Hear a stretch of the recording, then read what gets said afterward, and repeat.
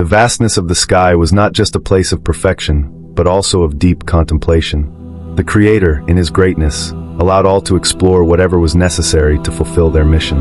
However, for Lucifer, that golden expanse was beginning to feel like a gilded cage. He distanced himself from the other seraphs, sinking deeper into his solitude. His thoughts troubled him. He wanted more. He saw his own beauty reflected in the stars and the glow of the universe. But the light he radiated seemed to fade when compared to the grandeur of the Creator. One calm evening, while the other angels sang hymns of worship, Lucifer withdrew, walking across a vast celestial plain where the ground seemed to pulse with the energy of the cosmos. There, he encountered Azazel, one of the angels who also displayed discomfort with the established order. Azazel, looking at Lucifer with an enigmatic smile. "You seem lost, Lucifer. What troubles you?" Lucifer gazed at him with a distant and melancholic look. "Lucifer, I see the grandeur of the Creator, but I don't understand why we must only serve him. We are made in his image, and our light reflects his. But what about our freedom? Our identity? Is it not our light that should shine equally? Should we not rule beside him, instead of merely obeying?" Azazel stepped closer, his eyes gleaming with the reflection of something deeper, a frustration that could no longer be ignored. "Azazel, Lucifer, the words you speak are bold. The Creator placed us in servitude, but perhaps there is a different path. Perhaps we are destined for more. True freedom cannot exist in servitude, because real freedom is found in autonomy." Lucifer smiled softly, but a spark of resolution began to appear in his eyes. "Lucifer, together we can achieve what the Creator never granted us, true freedom. True greatness is not in reflecting his light, but in being the source of it." Azazel nodded thoughtfully, then finally agreed with Lucifer's vision. He no longer saw the celestial order as something that filled him. Something was changing within him, and Lucifer's appeal was too strong to ignore. With Azazel's support, Lucifer began recruiting other dissatisfied angels, those who, like him, felt that heaven and its order were a gilded prison. They met in secret places, far from the sight of the loyal angels. It was there that they began to forge their plans. Lucifer, as he walked among the gathered followers, our Creator made us to reflect his light. But light, should it not shine in all of us equally? He holds dominion over all, while we, his children, remain in the shadow. But if we unite, if we take our destiny into our hands, we can create a new kingdom where the light will be ours. The angels, who had previously been hesitant, began to lean into Lucifer's idea. Azazel and Belial were among the most fervent defenders of his cause. Belial, with a low laugh, "Let him give us power and freedom. The celestial order is a cage, and I am the beast eager to break its bars." Lucifer, looking at Belial with a smile, "We are no longer beasts, Belial. We are children of light. It's time we take control. We must be more than servants. We must be rulers." And with that, the movement took shape. The group was named Sons of Liberty, and with their words and promises, Lucifer seduced many others, even those who had never before considered rebellion. As Lucifer and his followers spread their insurrection, Michael, the loyal archangel, felt the weight of the growing tension.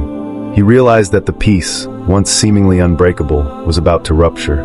The forces of chaos were closing in, and he knew that, somewhere, war had already begun. One peaceful morning, Michael ascended to the Creator's throne, where he was always present, watching over and guiding the forces of the universe. Michael knelt before the Creator, feeling the weight of the situation. Michael, "Lord, I see the fall of many of our brothers. Lucifer is gathering those who question the celestial order.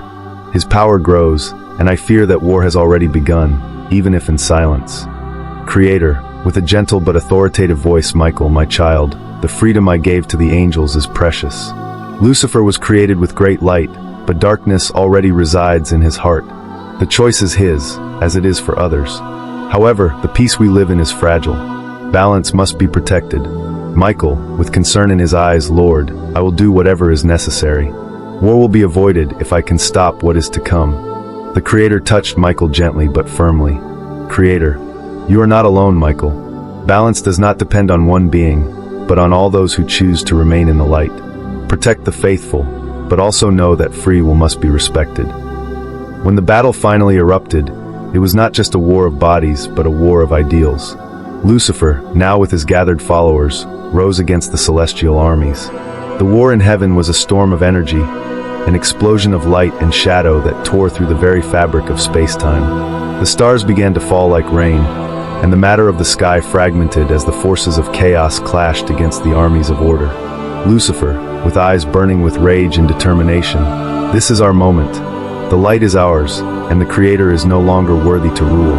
Michael, with a voice full of pain but firm, "You were created to serve Lucifer, and it is that choice you now reject."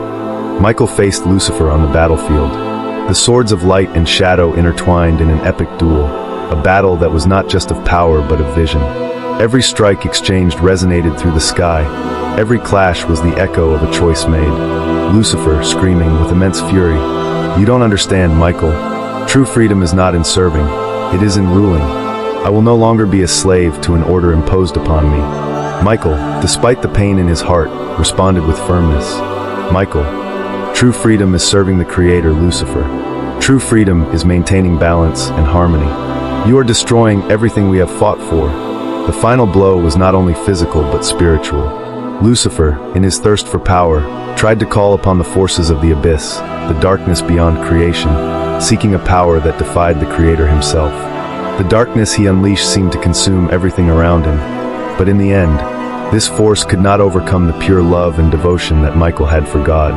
Lucifer, with tears of despair in his eyes, "I am more than this. I am worthy." Michael, with visible pain but immense strength in his voice, "Dignity does not come from vanity, Lucifer. It comes from service." With a flaming sword, Michael lunged at Lucifer. The sky lit up with the impact. Lucifer was gravely wounded, his light beginning to fade. With one final cry of anguish, he was cast into the abyss, into a place where eternal darkness awaited. The sky, though victorious, would never be the same. The war had left deep scars, both on the stars and in the hearts of the angels. Those who remained loyal to the Creator felt the pain of losing a brother. Michael, now more than ever, knew that the fight for light would never end. Michael, thoughtfully looking at the sky, now fractured, peace is not something that is achieved once, but something that must be protected with every choice. And what happened here will be an eternal reminder that, in all hearts, there is light, but also shadow.